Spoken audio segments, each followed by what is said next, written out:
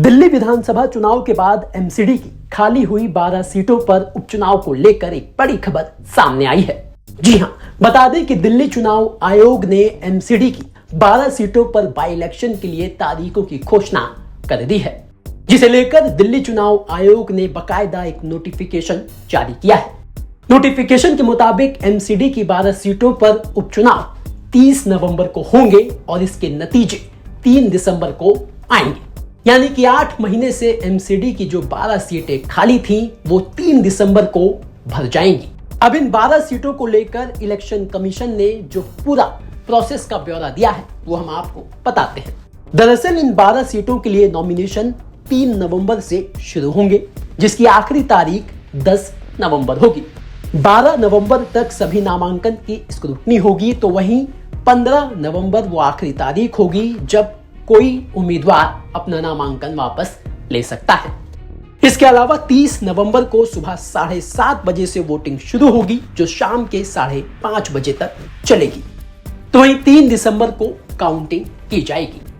तो चलिए, अब जिन 12 सीटों पर एमसीडी के बाई इलेक्शन होने जा रहे हैं, एक बार हम आपको वो 12 की 12 सीटें बता देते हैं। इस लिस्ट में पहला वार्ड है मुंडका का, जो सामान्य वर्ग के लिए आरक्षित सीट है। इसके अलावा शालीमार बाग भी, जहां से रेखा गुप्ता पार्षद थी, वहां पर भी बाई इलेक्शन होना है और ये सीट महिलाओं के लिए आरक्षित है। इसके अलावा अशोक विहार वार्ड, जो कि महिलाओं के लिए आरक्षित सीट है। चांदनी चौक वार्ड, जो जनरल कैटेगरी के लिए आरक्षित है। चांदनी महल वार्ड, वो भी जनरल कैटेगरी के लिए आरक्षित है। द्वारका बी वार्ड, जहां से कमलजीत सहरावत पार्षद थी और वो सांसद बन गई और इस वजह से ये सीट खाली हुई, ये भी महिलाओं के लिए आरक्षित सीट है। इसके अलावा डिचाऊ कला का वार्ड, जो महिलाओं के लिए आरक्षित सीट है। नारायणा वार्ड, जो सामान्य वर्ग के लिए आरक्षित सीट है। संगम विहार ए वार्ड, ये भी सामान्य वर्ग के लिए आरक्षित सीट है।